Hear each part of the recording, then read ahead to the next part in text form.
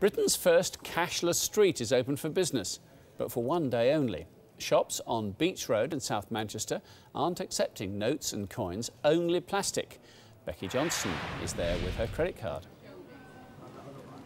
Yes, good afternoon from Beach Road in Chorlton, South Manchester.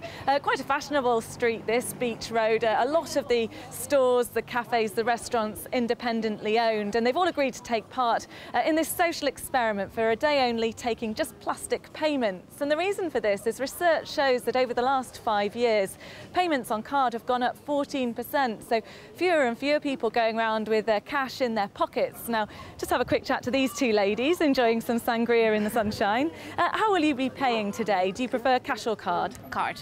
Why is that? It's just easier. I just find it easier, and then I don't know what I'm spending for the weekend, so that's quite good. That is indeed a bonus. And I'll just ask you the same question. What do you generally prefer to pay with? Fair card. I just think it's safer as well because you're not carrying around money with you and that kind of thing. So, do you carry cash in your pocket? I generally don't. I've never really carried cash, to be honest.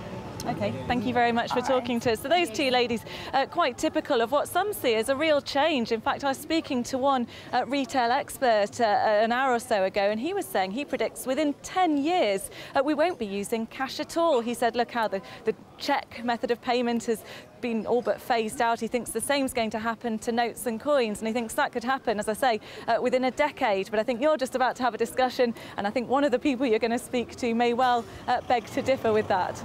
OK, we'll find out, shall we? Rob Skinner is from the online payment company PayPal. He's with me here in the studio. Ewan Ogilvie of the cash machine supplier Your Cash is in central London. I'm surprised about the 10-year reckon here. Rob, will it really take 10 years for cash to disappear? Well, actually, I think the key thing here is the fact that it's about customer choice.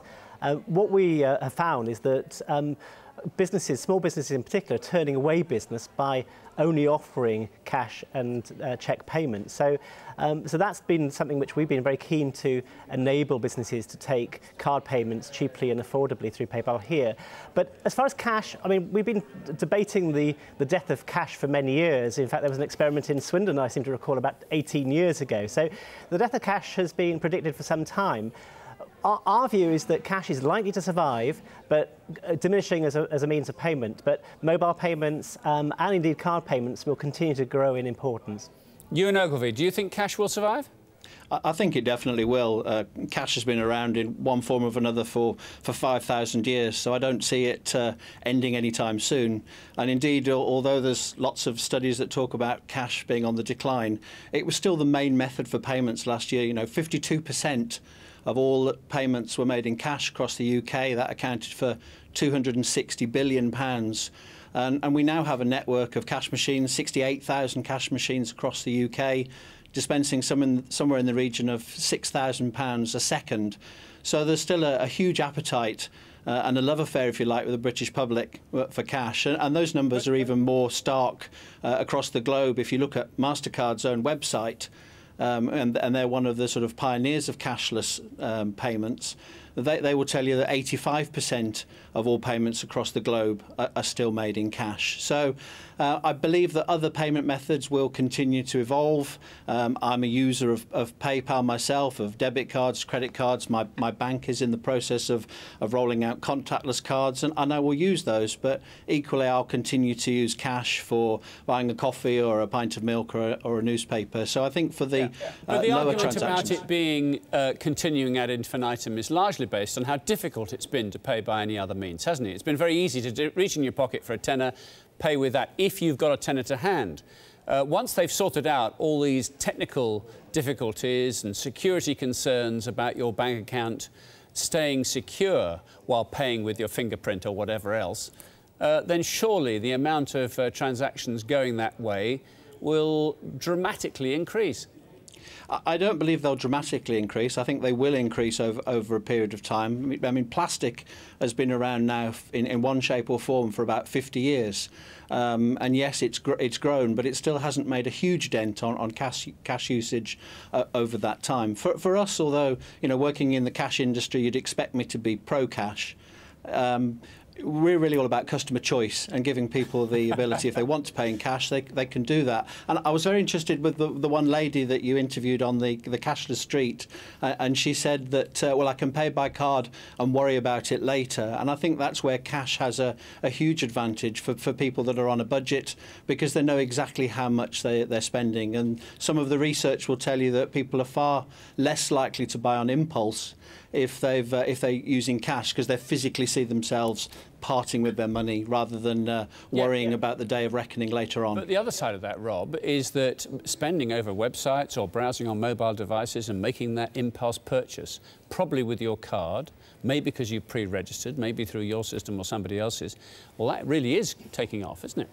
Well, certainly, PayPal has helped make it easier to shop, whether it's online, whether it's on mobile, or indeed now increasingly on the high street.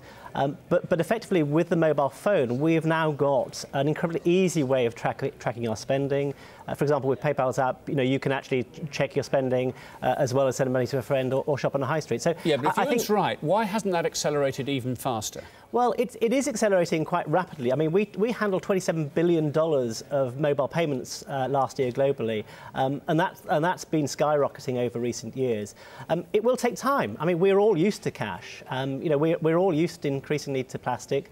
So I do think, I agree totally that it is about customer choice and having different ways of paying, but putting the customer in control, and also offering opportunities for businesses as well, whether it's by accepting mobile payments in store, or just offering things like loyalty, for example, so that those cards you get from cafes, sort of stamp 5 and you get a free coffee. Again, we tend to leave those at home, whereas actually with mobile, increasingly that'll be an mobile phone, and we'll always get those bargains no matter what.